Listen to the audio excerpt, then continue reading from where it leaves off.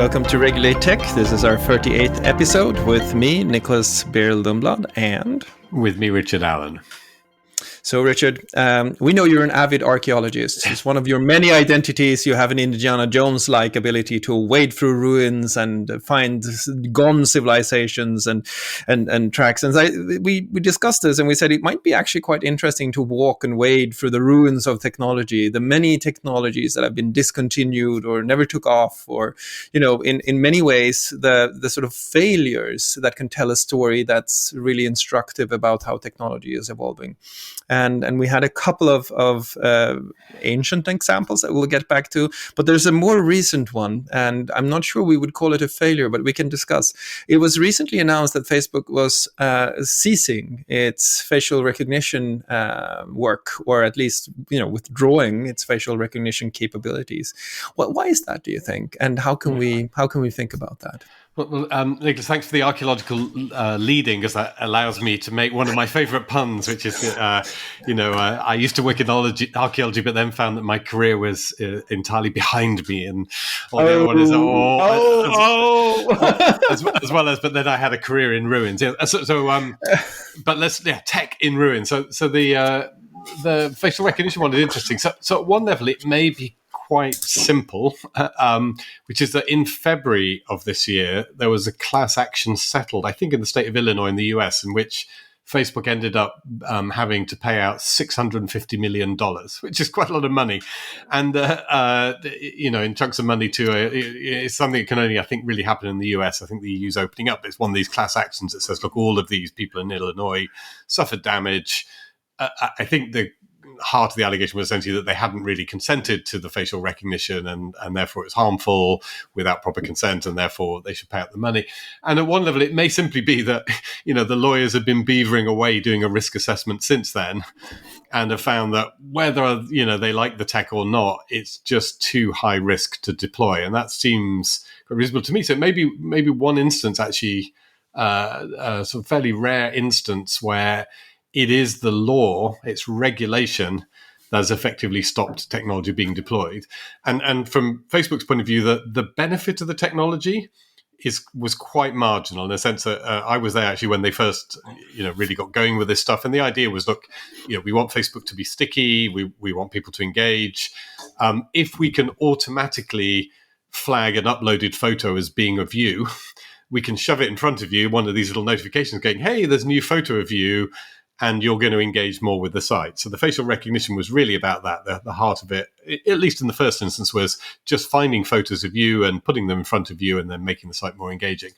Now, it may be that benefit is they can probably quantify how much more engagement you get, is marginal compared with the risk. And the risk is there both because of the US class action, but also actually because the EU has passed the GDPR in the intervening period, which actually has quite a lot to say about biometric data.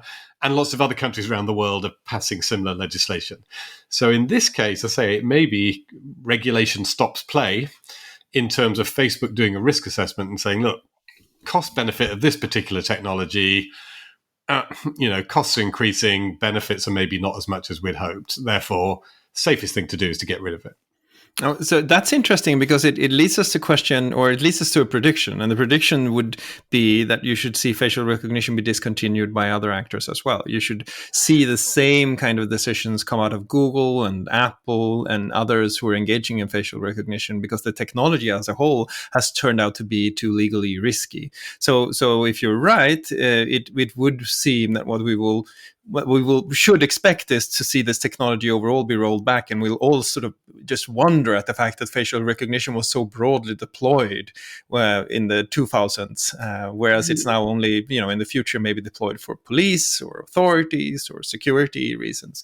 So that's one case of a technology. Do you think that's going to happen, by the way? Do you think that's... I think for Facebook in particular, there's a combination of the facial recognition and social, which is particular. So imagine other deployments where, say, I'm just uploading my own collection of photos to my own cloud service or device, and the provider of the Photos app is searching my photos on my device or within my cloud.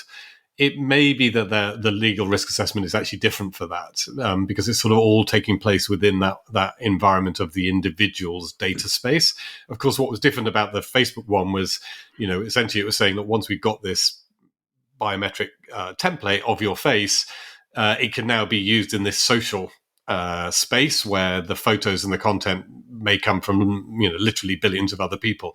So I'm just wondering, there may be an element in there. Again, I've not done the legal analysis, but I think the legal analysis may prove to be a little bit less risky for services where it's your photos on your device or in your private cloud space and the templates never go outside of them. I think the other element candidly that Facebook, I think, is challenged around is in terms of the consent piece. So again, I think the challenge, I saw some of these little challenges previously, was around the fact of whether or not the consent was sufficient for these templates to be created, and that's actually quite difficult to do. So what Facebook did was say, "Hey, do you want to be automatically tagged in photos? We understand that, and click here to learn more. We create a biometric template, blah blah blah." But it was, the details were quite a long way away from the user.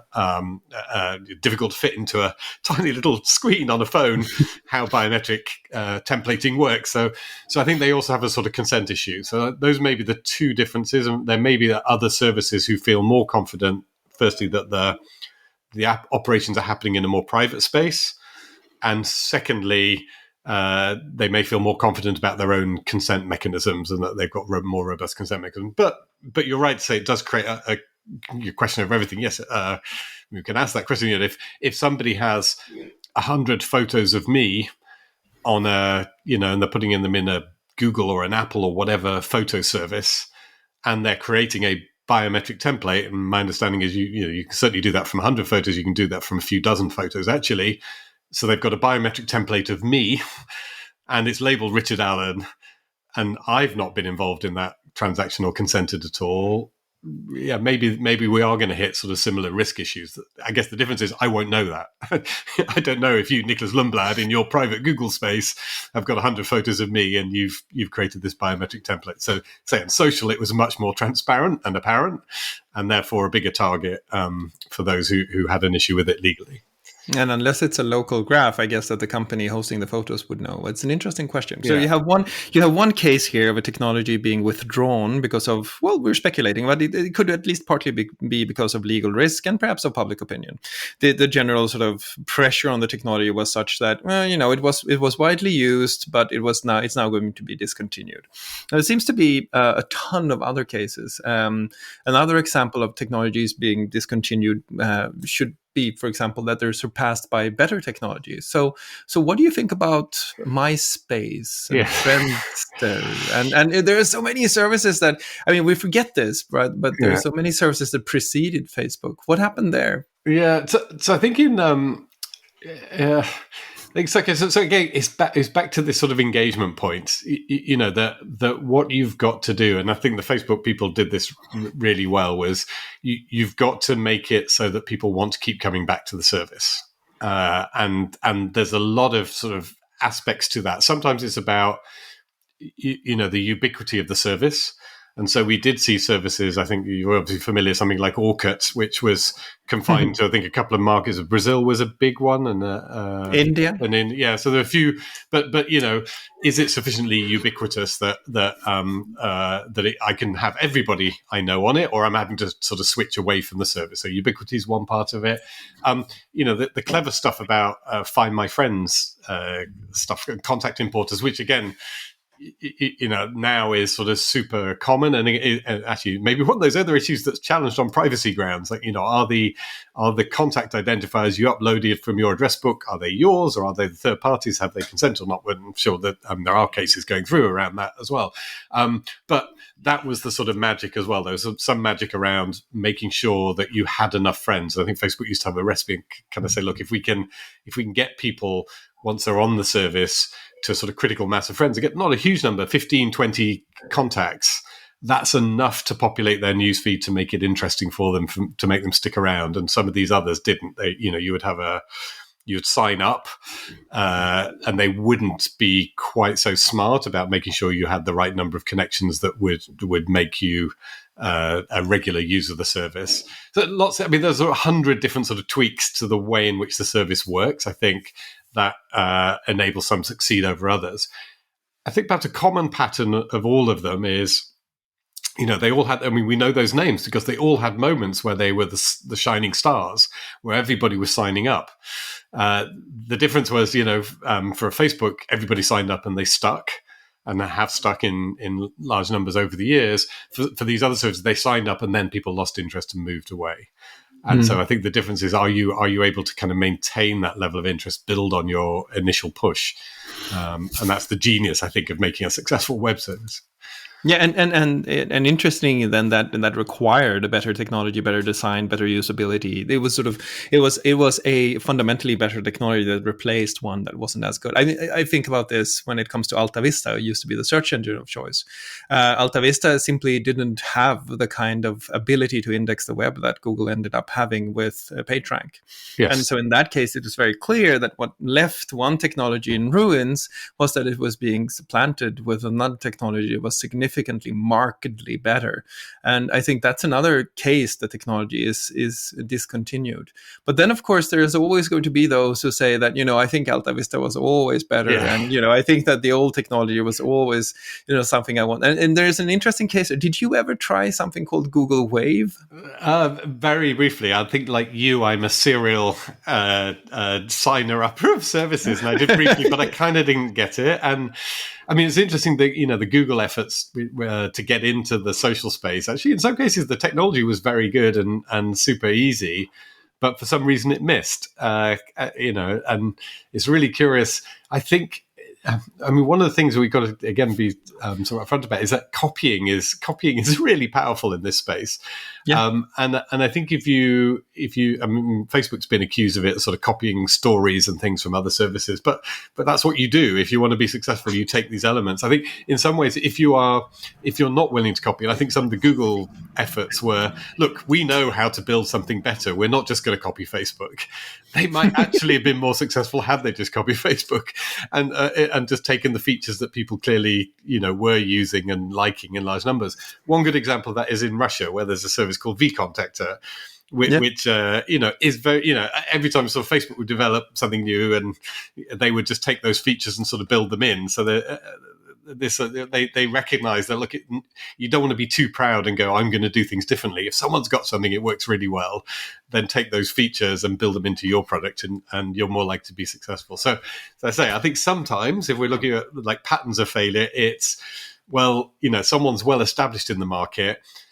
I'm deliberately going to do something sort of different because I'm going to build this better technology, but you haven't actually, because the other person has got the technology that people love. And in that case, I say maybe copying legally, yes, copying the ideas and building something that looks and feels similar but doesn't infringe any sort of proper intellectual property stuff.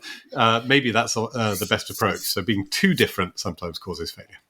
And there's also the other pattern that I think is interesting is one where you're just too early. I'm thinking about Google Wave. The marketing around Google Wave was that we're going to supplant email. Email has just served its course. It's crazy that we're still sending emails to each other, and we should think hard about what is the alternative to email. And Google Wave sort of really drove that point home, and still failed because most users weren't there yet. Then Slack came along. And arguably, you could say that there are large similarities between what Slack is attempting to do, at least in terms of intention and ambition, and what Google Wave was trying to do with its intention and ambition. So there seems to be, at least another failure mode seems to be that you're out of sync with either user behavior or technological capacity, right? Yeah. I think that actually for a lot of the technologies we use, you go back and you can see a predecessor sort of 15, 20 years before. All the way back, there's Doug Engelbart and his sort of Windows icons, mouse pointer. Xerox kind of, Park. And where he demonstrated the interfaces we all use today that we're using on our computers now, way before anyone actually built that stuff. And that was part of it. And I think you're right in the sense Google Wave may be seen as the predecessor of these workplace type applications that people have now, where you're integrating all of these information sharing features. Actually, just on that track, another one as Facebook. No, stop calling them that. As this company Meta that formerly used to have a different name, as Meta, formerly known as Facebook, the artist formerly known as Prince. Yes.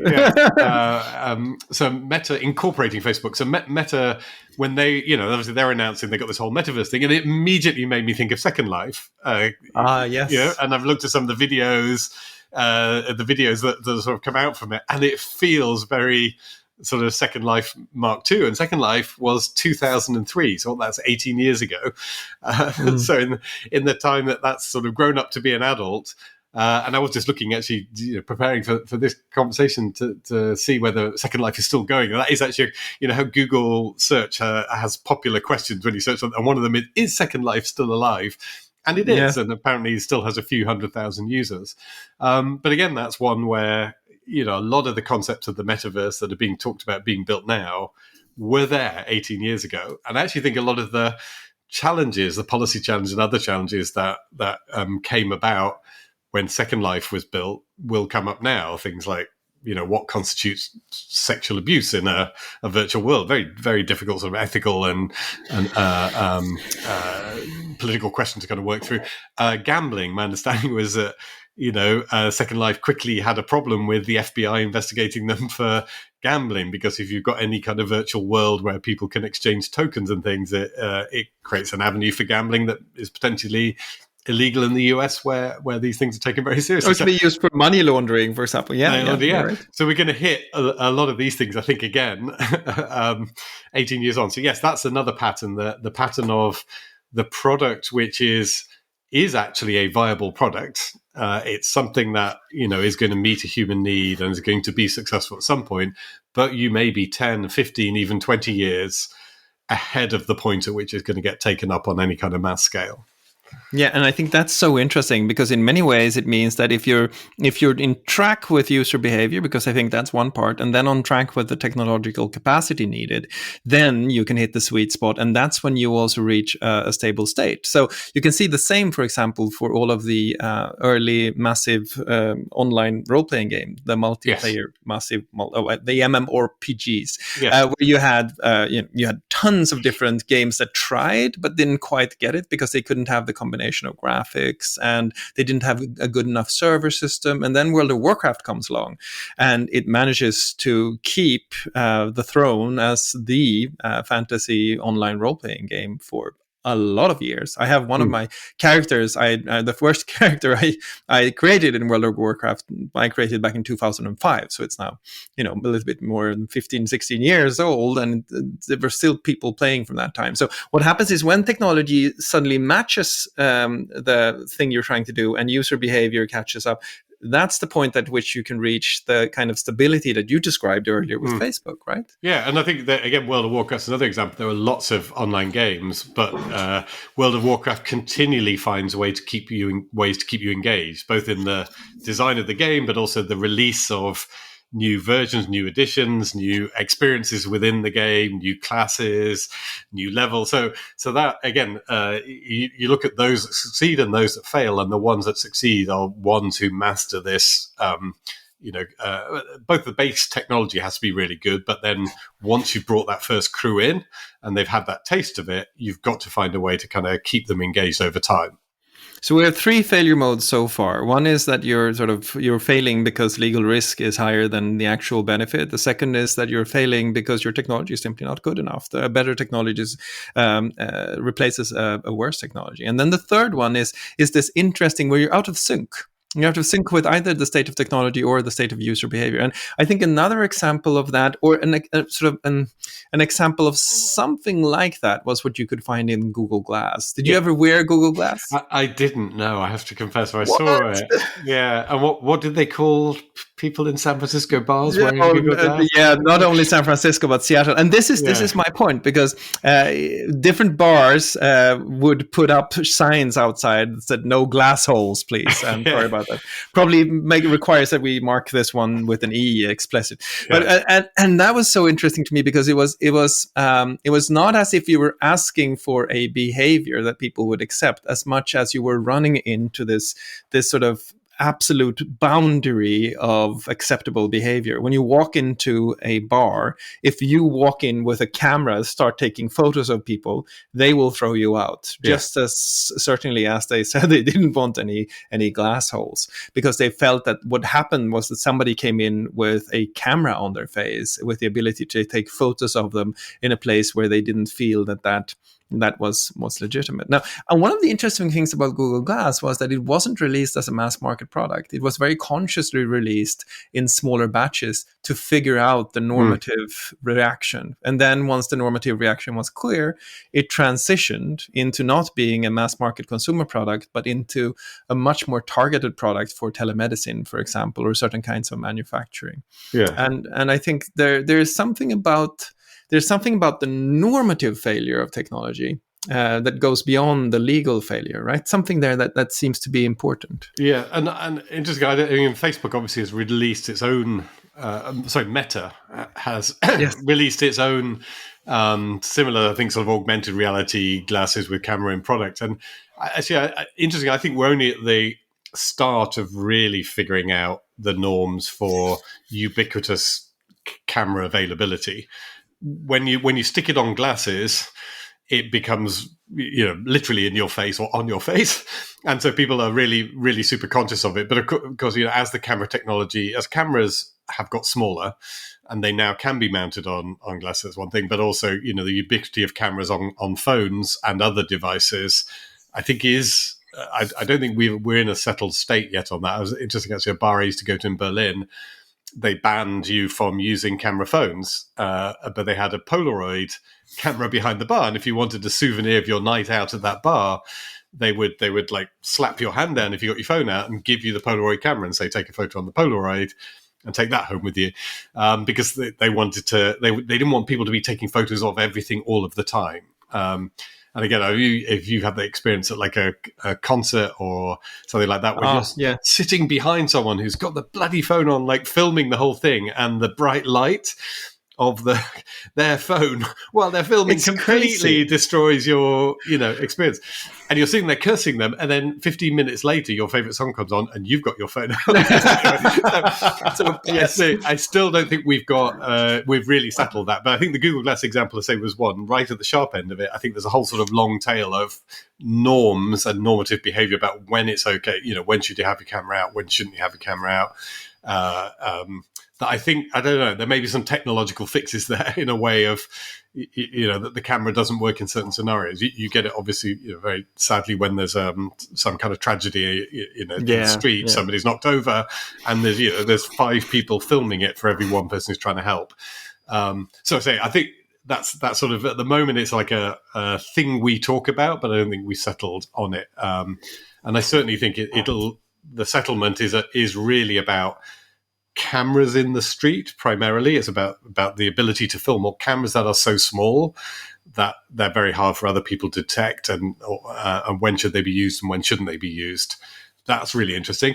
The second set of questions about augmented reality, which are really quite different ones, which is where you're not invading the privacy of others directly through recording them, but you are sort of enhancing your capability to do things. And there you can see lots of questions around, educational settings and things like that. Like what happens when you've got augmented reality, like open book becomes the only, way in which you can do exams and stuff like that. So there's a second set of questions about AR, augmented reality. And then this question about filming other people using very small devices about your person.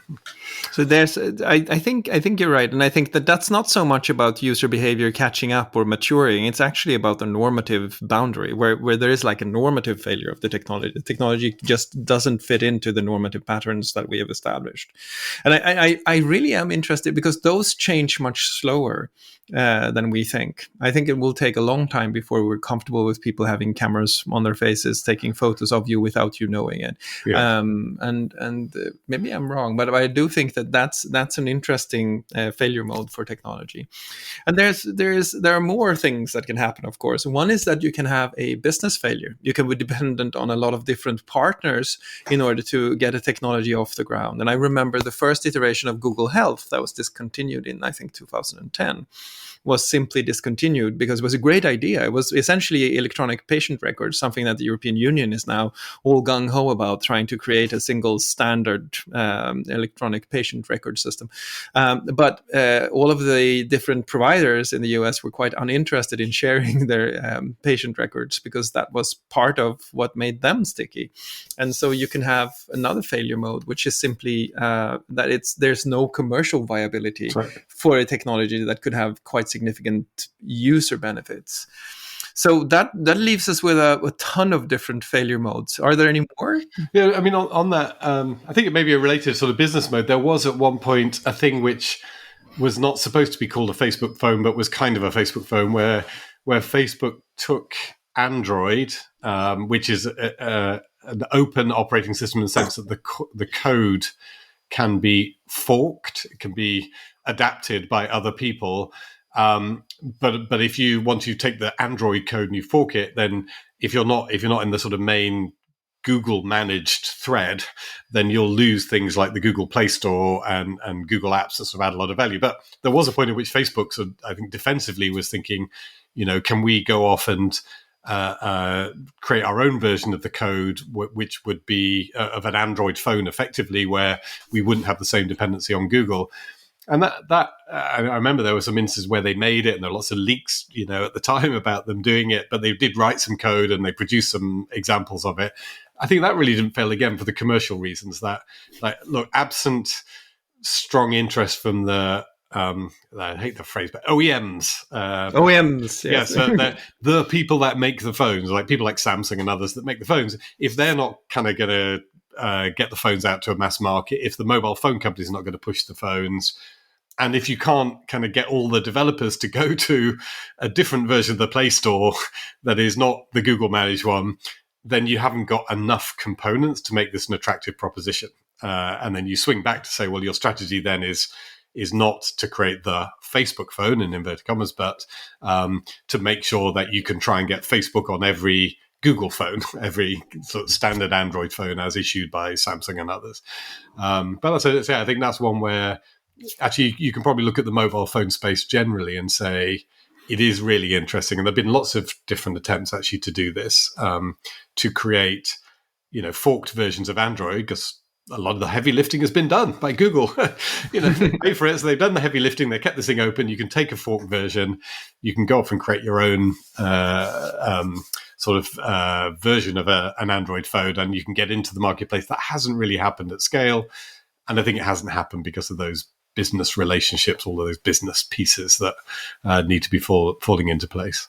A special case of that kind of failure is, I think, the intellectual property rights failure, where the failure mode is simply that you can't get the rights or you can't clear the rights in an effective enough way, where you have plenty of different technologies that have been very effective but have failed because of intellectual property reasons. I think, you can think about Napster as being the prime example of something that was technologically efficient and had large user demand. So both of those two that we talked about earlier were in place, but there was not an intellectual property rights clearing system that could make Napster a viable business model. And same then for the even more efficient distribution model of Kazaa, the peer-to-peer models for distributing music, extraordinarily efficient, very sort of sought after from users, huge demand for music, but the rights weren't there. So those are also now passed off to the scrap heap of history, where sort of those technologies never managed to take off in a big way because they didn't have the right rights clearing system. Does that sound right? Yeah. I mean, I think some of the peer-to-peer technology sort of has been incorporated by streaming services, but streaming services generally, you're right, they're more interested in they want the central point of control. That's where they'll exercise the rights management. So rights management sort of dictates that. So you're right to point that out. And I remember, Daniel Ek, the guy who set up Spotify, I heard him talk one time about, sort of sitting on the steps of the record company offices, for months, banging on the door, going, I can give you some money if you'll license this stuff to me. I want to do it in a legal way. And it was a really a strong uphill battle. So you're right. So online music distribution, legal online music distribution could have happened a lot sooner had the record companies wanted to go that way rather than sort of fighting it, which they did for a long time. And you're right, and things be interesting to sort of test that proposition from a pure network bandwidth point of view. We're probably in a much less efficient model than we could be from a technological point of view. So rather than doing the peer-to-peer where everybody's sort of sharing with people based on sort of technical proximity or network proximity, we've ended up with the big streaming services sticking lots and lots of hardware for caching into the networks, because that way they retain the control all the way from their originator to the end user. Very interesting, to model how much more efficient our networks would be if rights management didn't get in the way of that technology being used. That's not to make an argument for or against copyright, but just to say from a pure technical point of view, we may be using a less efficient technology just because of rights management. And to the theme that we're talking about, you could argue that some technical models fail because they don't manage to integrate other rule sets that we think are important. I mean, and it's not just about the legal rule sets, it's about intellectual property rights, for example. Same case for BitTorrent, which turned out to be terribly efficient because you could distribute downloading in a really interesting way. And it's still used by, interestingly, some gaming companies as they distribute updates, etc. So I think there is like a technological failure mode, which is that you're simply you're not able to not just manage the commercial relationships, but clear the rights. Which brings us to sort of yet another form of failure that I think is really interesting, and that is almost like losing the battle of the conceptual structure of the internet. And what I'm thinking about here are the many different ways in which the internet could have evolved over time. If you look at the early standards that were being produced and suggested in the W3C, the standards organization, the de facto standards organization, and one of them that I'm returning to a lot these days is the PIX standard. Do you remember that? I don't know. You don't? Yeah, so that's how far. That's how far back this moved. is. Yes. So the PIX standard is really it was a standard for content. So you're supposed to mark up content, and then filter providers could use the markup of the content to filter it at the edges of the network rather than filtering at the core. Yes. So instead of having large, if PIX really had as a standard brought its own technology, we would all have individual filters on our computers rather than having central takedown and content moderation at the platforms. Yeah. So there was like a very different paradigm of thinking around content associated with the PIC standard than the one that we have ultimately ended up with. It seems to me that there's a failure mode here too, which is just losing the battle of the concept of the idea of the mental model that we're using. Does that seem right? Yeah, that and maybe, I mean, just you describe it, be interested in your reaction, but it sounds like sometimes underestimating how much work people are prepared to put in. So I can imagine that a content markup standard, and actually social media sort of has looked at this, is that if a user, the winner is the one that allows the user just to stick the stuff up there. The one that says, look, before your content can be shared, we need you to flag certain characteristics of it. We need you to make certain declarations. That extra bit of friction is problematic. So I think, again, that may be a broader theme, which is there may be really, really good technologies, really rational, really logical, as anything that comes out of W3C would be, but they require a certain amount of friction, and they lose to alternatives that are frictionless, but maybe carry, frictionless upfront, but then maybe carry a lot of kind of lagging friction and end up causing a lot of problems. So you're right. So a world in which, there's world A, in which all of the tools that we use have a certain amount of sort of content flagging and categorization. And once the content's up, it really, really helps us all to sort through and get the right content and not the bad content, versus world B, in which people just throw stuff out there. And then after the event, someone has to go and clean it all up and figure out what this content is and classify it. And world B seems to have won in that case. And I wonder if there may be other examples where, say, it's the friction that means that the better model doesn't work, or the conceptually better model doesn't work. Well, and it's interesting because if you think back to 1996, 97, 98, there were lots of companies, small startups, that were going gung-ho on filter software. Yes. You install this filter software on your computer and it will filter out all the bad stuff. And, and child safety was the question of installing the right filters on your computer. Remember, you have to have the right child safety filters, etc. And this was a huge debate, and partly also the debate behind the CDI 230, that libraries wanted to install filters, or should be required to install filters on all computers to make sure that there was no indecent content being available through those publicly funded computers.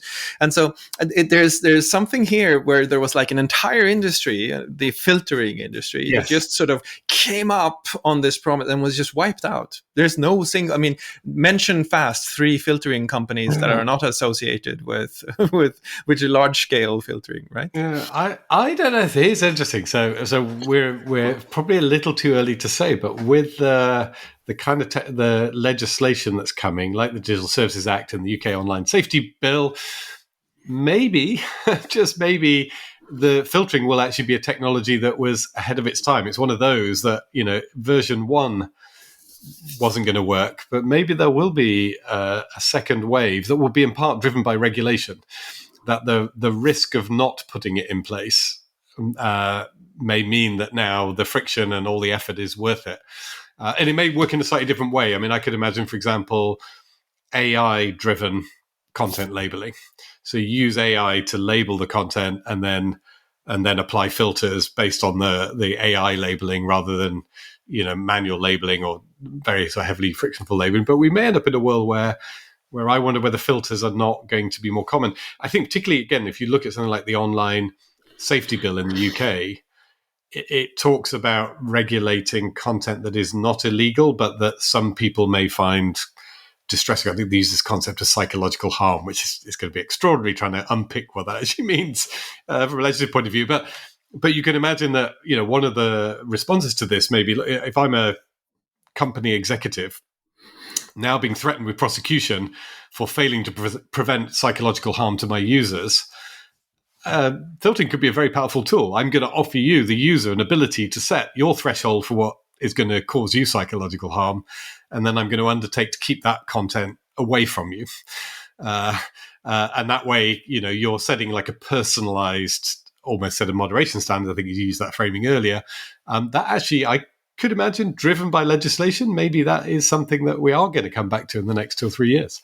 And it's a good point, because much of the failure of the PIC standard was also that it encoded a ton of bias. It it allowed people to filter out things that people didn't think you should be allowed to filter out. So it would, for example, it would classify gay content and say that if you want to you should just remove all of the gay content from the internet, here's your gay filter, which was crazy, right? Because it was creating this ability to really implement your biases at the edges of the network.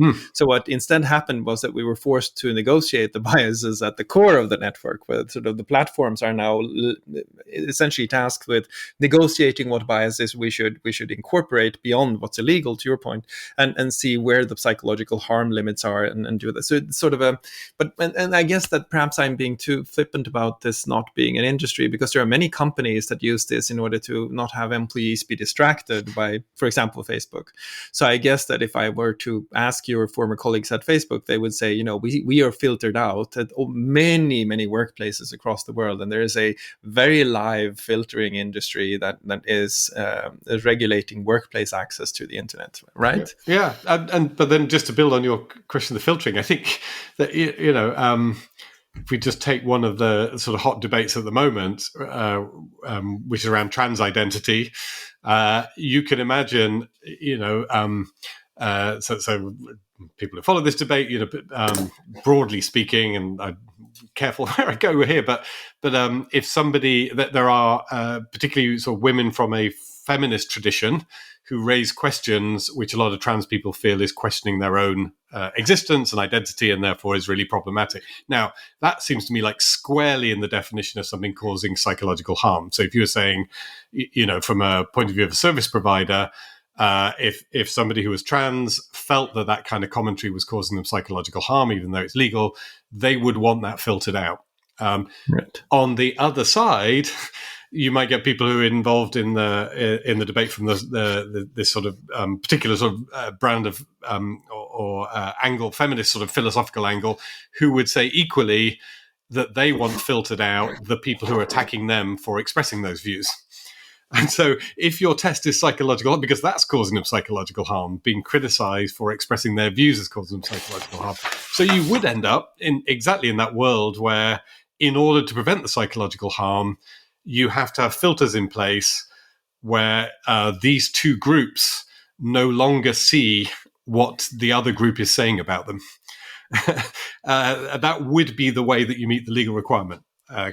Which is kind of extraordinary. And so, and if you're offended by homosexuality and you feel that seeing, photographs of two men kissing, two women kissing, causes you psychological harm, and that's the test you're applying, I'm not, it's not me to decide what causes you psychological harm. Again, you would want that gay filter, and you would expect it, and you would say to the service provider, if you don't give me that, then I'm going to go to the regulator and say, your service caused me psychological harm because you showed me pictures of two people of the same gender kissing each other. And the regulator's going to have to decide. The legislation says they should have prevented the psychological harm, also probably says they should be in favor of equality. Which way are they going to go? This is really interesting because it brings us back. It gives us the reverse of the first failure mode. Yeah. So an industry might, in some cases, be reliant on there being a legal prescription for a certain outcome in order to be effective and working. That's a little bit what we see with the digital signatures technology, where digital signatures can't work unless there's like a legal definition of when they work, and when they can replace a physical signature, etc. So there is a lack of enabling technology that can also lead to a technological failure. And then a lot of people are sort of thinking that this might happen to crypto because crypto doesn't have the kind of enabling technology that allows you to understand what it is. Is it an asset? Is it a currency? Is it, what is it? And so there's like an inversion of the first failure mode is the lack of a legal enabling infrastructure. And you could say that the filtering industry, for better or worse, because what you're describing is somewhat Orwellian, but for better or worse, the filtering industry requires that enabling legislation that forces you to differentiate between individualized psychological harm, and hence then filters would be absolutely necessary at the edges of the network, because there's going to be no core common definition of psychological harm that can be applied at the platform itself. So you're going to have to individualize that and then push it out to the users to define themselves. I think it's super interesting because it gives us this other failure mode that I think is really quite extraordinary. That relationship, the relationship between regulation technology is fascinating. I'll just give you another failure on the regulatory side. Actually, is interesting that the UK government a few years ago passed a law which essentially says, all websites offering adult services have to have an age check capability. And that's quite controversial for all sorts of reasons. The typical way you do it is, you'd ask for a credit card, which is a proxy for being age 18. And of course, then that means that somebody somewhere potentially has a database of everybody who's tried to access adult websites and so on. And so it's never been implemented. So and every few months they debate it and go, we must get on and implement this thing. So the regulation says, sort of mandates a technology. But the sort of social, social norms are, there's soft support for it. If you ask people, they go, yes, damn right, adult sites should have age checks. But it's not the sort of hot burning issue for most people most of the time. And as I say, when you get into the detail, there's lots of sort of awkwardness around it. The people who offer the age check service are often the adult industry providers. What happens with the service that has content that doesn't offer the age check? Do you, are we going to have a massive network level blocking? What about the inconsistencies of services? Some mainstream services will have nudity and pornography available within them. How much nudity and pornography does it have to be before you have this sort of mandated age verification service, all that sort of stuff. So there, it's interesting that the regulation has mandated a technology, but not yet been implemented. So I think it's an interesting sort of matrix. Sometimes you've got technology that's out there, but regulation changes and or court cases clarify that the technology is problematic. Actually, last week we talked about online behavioral advertising. That's one that may end up in the similar space to facial recognition. It may be that there are class actions and there are problems with it, or privacy law is tightened and that technology becomes deprecated, to use the fancy word. So there's technology that exists and is sort of pushed out by regulation. There's technology that regulation demands, but is not yet necessarily implemented, but regulation saying you must have this technology. And then there's technologies that are not explicitly demanded by the regulation, like the age verification was explicitly demanded, but something like filtering where it's not an explicit demand, but the only way for a tech company, or the most logical way for a tech company to meet that regulatory requirement, is to use that technology. So there's very interesting interplay between tech and some of these technologies. And I think you can add another example here that's quite fascinating, and that is digital rights management, the DRM technologies that were embedded in legislation, protected in legislation as technical measures, right? And the idea was that you couldn't tinker with them. You couldn't reverse engineer them or figure out how to remove them, because that in itself was made illegal. But those failed because of friction, to your earlier point, right? The friction that they introduced was so great that people worked actively to remove them, to the point where streaming has made DRM a more marginal phenomenon than everyone thought that it was going to be, right? Yes, it's sort of invisible to you. Actually, then interesting, you talk about the copyright stuff, you then end up potentially with conflicting regulatory requirements. So you have a regulatory requirement that says you must not, snoop on people's communications from a privacy point of view.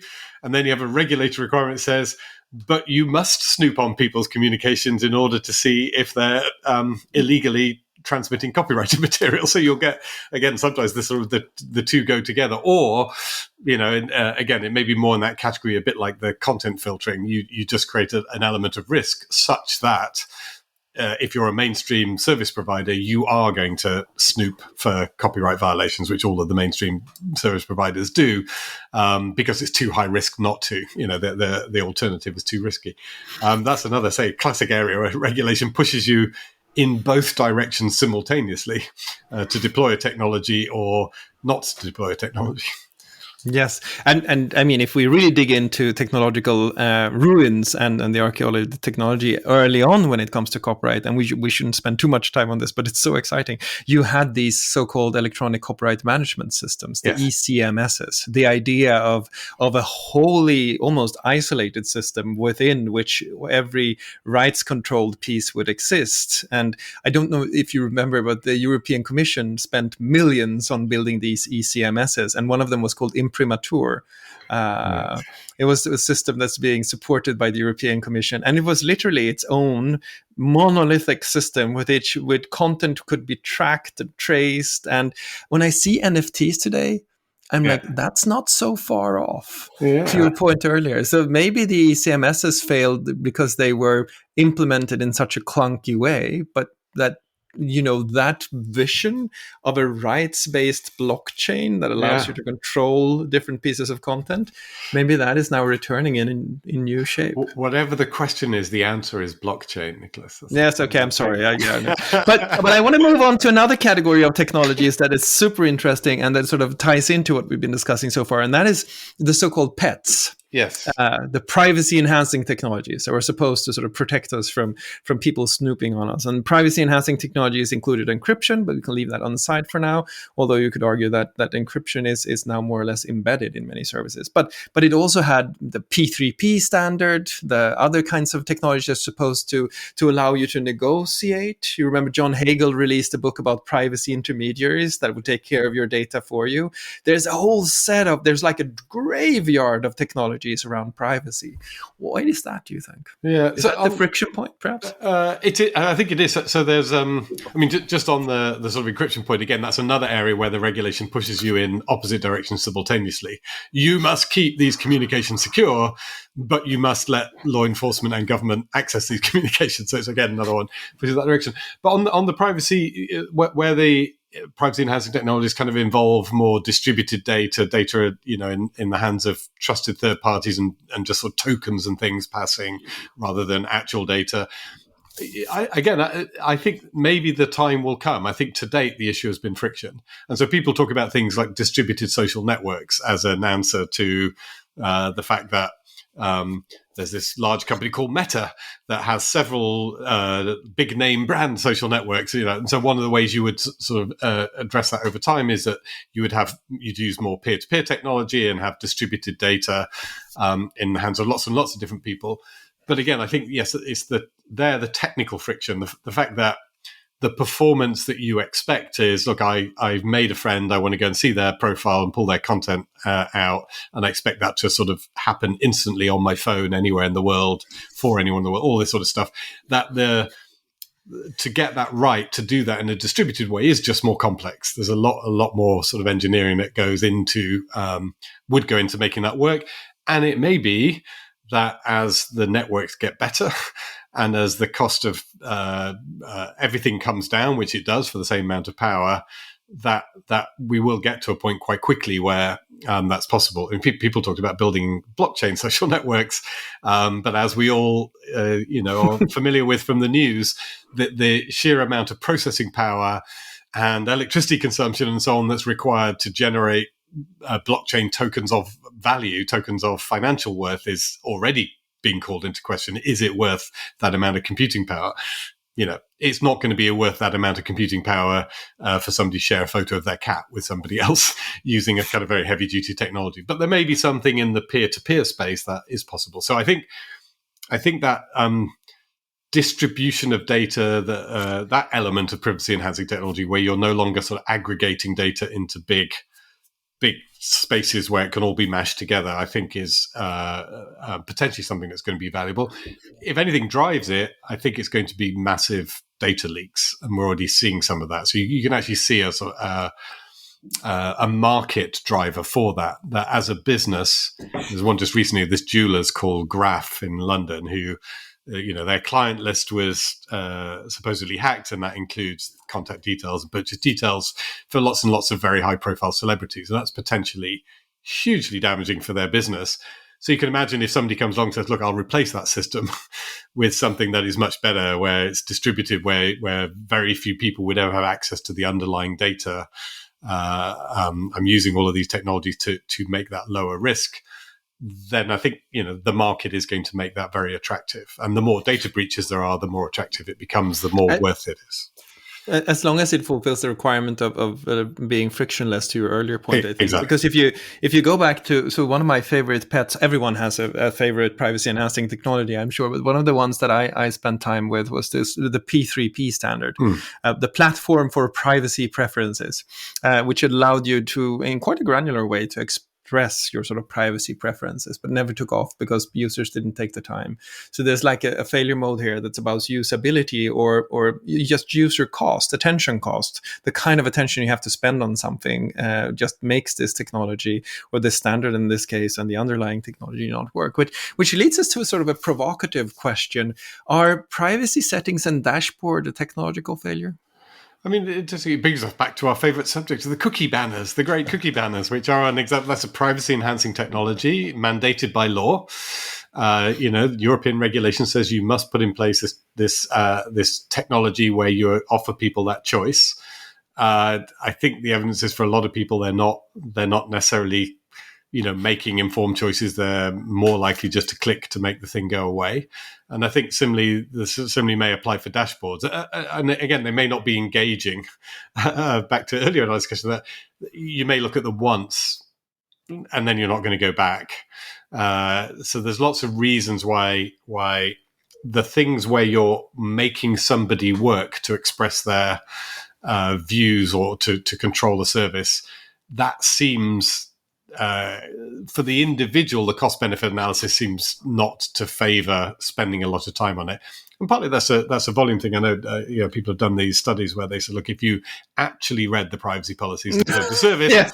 of the 300 apps that you might download over a year, some of which you just use once and kind of throw away, like you wouldn't have much time to do anything else. You raised, I think, when we last talked about the slider thing. I mean, there is an issue here about finding ways to do this easily, finding ways to help people do things easily, about language, the ways you can do it, and again, there will be those who are suspicious. Go back to one of the examples we used in this talk. We talked about the facial recognition that Facebook deployed. They might argue that the way they did it was actually the easy way that people would understand. Hey, is it okay to use your photos to be able to identify other photos of you? Like, it's all about the tagging thing. That was the thing that people understood, and that was enough for them to make an informed choice. Critics will say, no, that was a dark pattern. That was them just trying to hide what they were actually doing, and they should have had the full explanation with a sort of checkbox thing as you go down through it. I think the test is really in user research and understanding what people do understand when they look at these things. We'll make assumptions about it, but I think the real test is when you give somebody a dashboard or a choice or a banner. Did they when you survey them afterwards, have they understood the choice they were making, and how did they feel about the fact they had to make that choice, and would there be other simpler ways to get to the same result of, correctly recording their preference, which is what you're trying to do. And this, in sum, I think one of the things that what you're saying makes me think is that we have to be really careful when we talk about technological failure and how we define what it means for a technology to fail. Because the technology can fail equally if it has a massive negative impact on society. So yes. A technology to fail is one thing, a technology to disappear is another. And what we've been talking about are technologies that disappear, but there may still be other failure modes for technology, of course, that are around but have a net negative impact on society around us in different ways. So the disappearance of a technology and the failure of a technology might actually be very different things. Yes, and some technologies just take a long time to succeed. As you may know, one of my other interests these days is electric vehicles, which I'm fascinated by.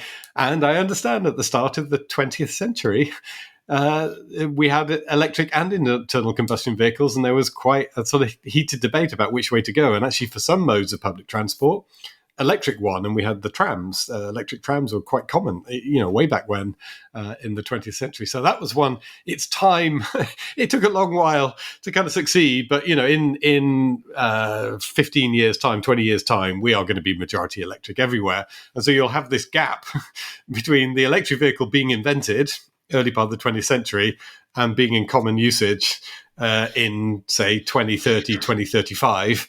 And if the COP conference this week, makes sufficient commitments, that with that date may come forward still. But certainly by 2040, say, we're going to be majority electric. So that was one that took a long time to come.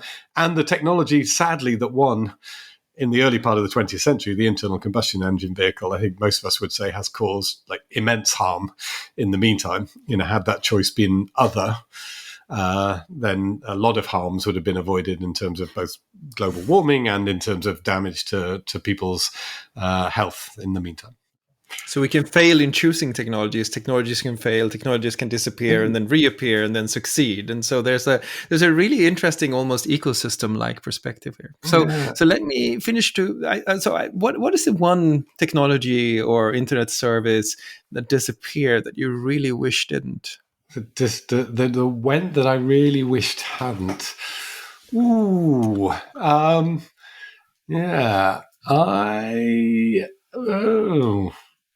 Actually, so one thing that this is a piece of hardware actually that in the early days of PDAs, personal digital assistants, I had a lovely Linux-based one called a Sharp SL5500, I think it was, and it's still I'm fond of that as one of my favorite computing devices ever. And I wish those taken off. That was a time like Linux at the time was not as current as it is now. It's now used in, particularly at the server level, like sort of ubiquitously across the internet, and it's the sort of underpinning of, or Linux-like operating systems, the underpinning of the Macs and things that everybody's using now. So that was not an internet service, but it's a bit of technology that, say, I loved it at the time, and wish those had taken off at that time. And we may, I mean, just from we talked earlier about the sort of Android piece. Had Linux taken off as a kind of personal device technology in its pure Linuxy form, then we may have ended up with quite a different ecosystem from the one that we have today. Yes. Yeah. What about you? What do you miss? So I have one specific service in mind that I really liked, and that was discontinued in the year 2000. Google Plus. Yeah, too soon, Richard. Sorry. Too soon. No, it was called Third Voice. It was a really small service that essentially was a browser plugin that allowed you to do margin notes for web pages. So if you had a web page and you were reading, there were 3 different kinds of margin notes. One was accredited editors of Third Voice that could write about the page and say, this is a good page or a bad page. The second was your chosen group. You could build your own group and you could comment on the page in that group. And the third were your own private notes that you could have. So it's like a third voice that you could add to every single web page. And over time, it grew enormously in value, but it was sued out of existence because shop owners didn't like people saying these guys are frauds, they're really bad, warning others. And for copyright reasons, a lot of people felt that it was detracting from the integrity of their content. So Third Voice ultimately disappeared, although it was huge value because it sort of allowed for margin notes for the web. I'm sure there is something like it now, but once you start and you invest in it and you sort of then see it disappear, you sort of end up with this, is it really worth trying to find an alternative to this? But I really like that service. So I think that's the one that I would mention. It was probably acqui-hired away, suppose we used before, where you'll get these services that are quite good, but as you say, find it quite tricky sometimes to stand on their own 2 feet. And some other company will come along and snap up their engineers and then roll those features into their service. So which brings me to another one, actually, now that you remind me, which is Aardvark. Do you remember Aardvark? Yes. That was a cool service where you could suddenly be pinged for your expertise by somebody, randomly across the internet. If you wanted to answer a question about law or a question about something else, that was a bizarre but really interesting piece of technology. Yeah. I think it was designed by a philosopher, actually, which might explain its bizarreness. But so we have walked through ruins of technology. We looked at how technology disappears, how it sometimes recurs. We've looked at what technological failures are, both the choice of technology and technologies themselves, the battle of concepts and how that affects technologies. All in all, rather an interesting walk through the graveyard of the past. So we have to make sure we talk about something future-y next time, I think. Yeah. But if you don't learn from the past, you're not. Yeah. So we should be very good. It is helpful. It is helpful to take stock every now and then as we plan for the future. Yes, and we've given the kids a reason to read up on electronic copyright management systems. If nothing else, you should learn about imprimatur. So we can find this blog. We can find this podcast on your website, which is www.regulate.tech. And thank you so much for listening, and we hope to have you with us in the next episode. Thank you so much.